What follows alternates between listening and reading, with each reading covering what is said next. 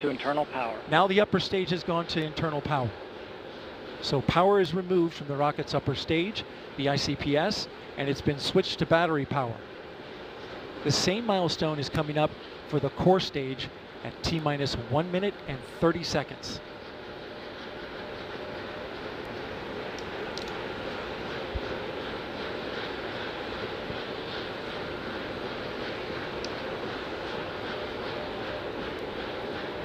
GLS go for core stage to internal power. The rocket's core stage, which houses the 3 flight computers, is now on battery power. So there is no more hold time available because there's no more margin on the batteries. So if we have a hold, we'd have to recycle back to T-minus 10 minutes and recharge those batteries.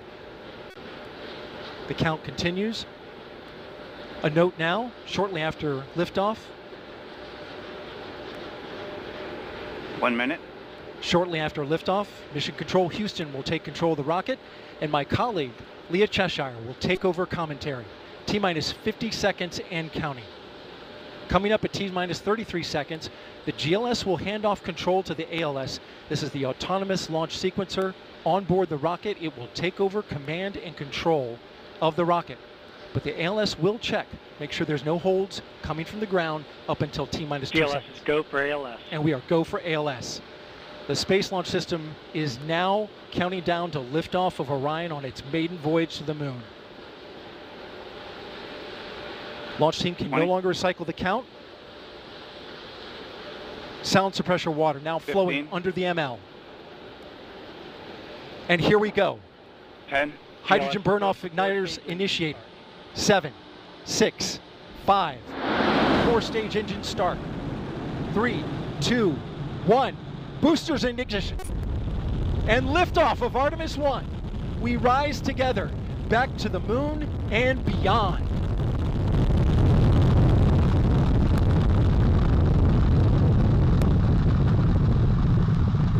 All 4 RS-25 engines on the core stage and 2 solid rocket boosters now propelling the vehicle at 128 miles per hour. Hearing good control on the roll from teams in Mission Control Houston. All good calls so far. Now 30 seconds into the flight of Artemis 1. First milestone will be for the vehicle to pass through max Q at about 1 minute and 9 seconds into launch. This is the greatest period of atmospheric force on the rocket.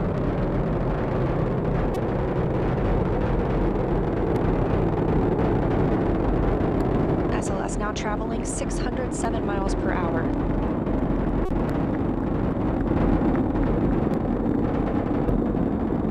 You're looking at 8.8 million pounds of maximum thrust. Quiet here in the loops of Mission Control.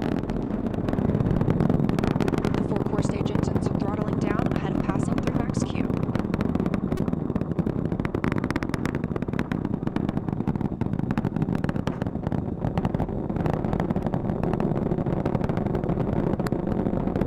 Now 1 minute, 21 seconds into the flight, traveling at 1,420 miles per hour. The 4 core stage engines are back at maximum thrust. The next major milestone will be for the solid rocket boosters to cut off and jettison at about 2 minutes and 11 seconds into the flight, so about 30 seconds from now. Again, quiet here in Mission Control Houston as teams continue monitoring the flight of Artemis 1. We're now 16 miles downrange from the launch pad at Kennedy Space Center, traveling over 2,800 miles per hour.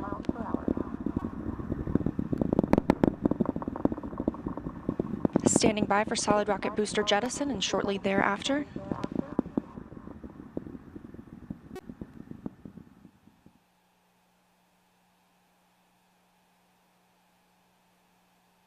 Confirmation that the solid rocket boosters have separated these 177-foot boosters. Now the core stage continues to power the flight of Orion, all 4 RS-25 engines firing, traveling over 3,400 miles per hour, 46 miles downrange. 2 minutes and 36 seconds into the flight. Hearing nominal calls here in Mission Control Houston. We've still got 4 good engines on the core stage. Next up, we'll be looking for the service module fairing to separate. This is 3 15 by 15 foot fairing panels, providing structural support, protecting the service module. Those will separate at about 3 minutes and 11 seconds into flight, and very shortly thereafter will be followed by the launch abort system separation. Just over 3 minutes into the flight of Artemis 1, now traveling over 4,060 miles per hour, 83 miles downrange. We just had confirmation that the service module fairing has separated.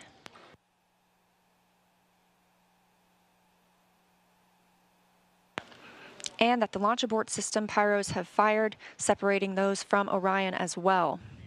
For future crew members,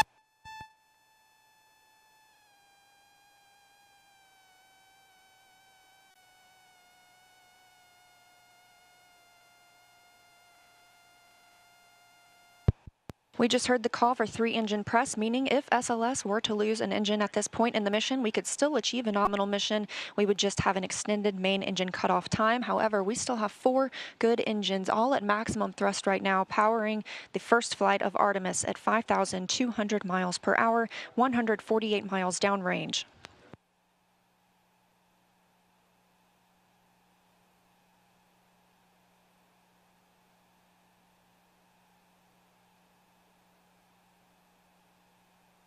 We're 4 minutes and 16 seconds into the flight of Artemis 1.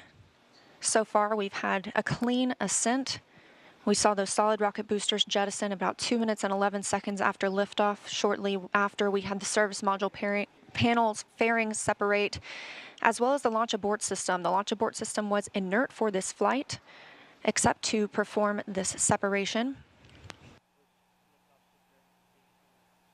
Those 4 core stage engines will continue to fire and power the flight of Artemis 1, now traveling over 6,800 miles per hour, 229 miles downrange. Booster flight controller reports that the engines are looking good.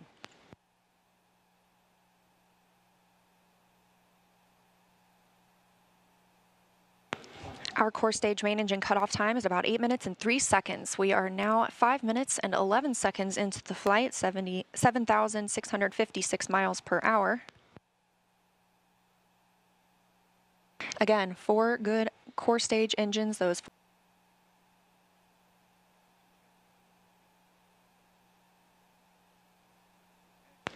And we have confirmation of core stage main engine cutoff. Orion is now in Earth's orbit.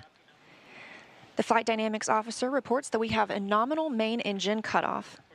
And we just heard the call for core stage separation. That means Orion and the interim cryogenic propulsion stage are now flying free from the core stage of the Space Launch System.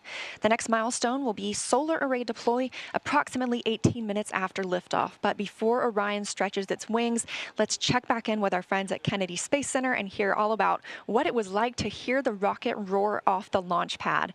Megan and Kayla, I've got to hear all about it.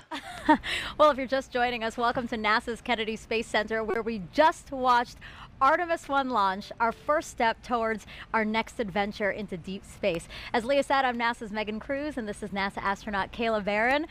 And I'm kind of still giddy and speechless. I don't even know how to explain how I'm feeling right now. I feel the same way. This is the first launch that I've been able to watch in person.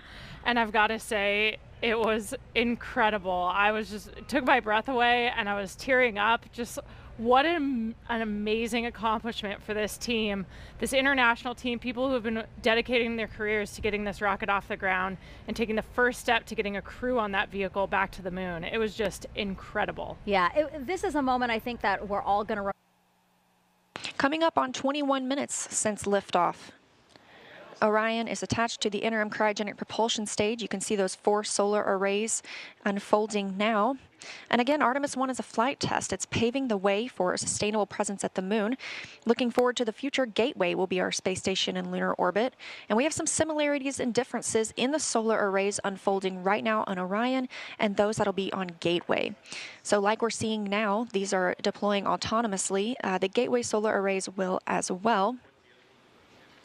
And while these generate those 11 kilowatts of power, the 2 rollout solar arrays, or ROSAs, on Gateway will generate 60 kilowatts of power. That ROSA design is currently being tested aboard the space station. We have 2 new ones installed and a spacewalk conducted earlier today, preparing for another set.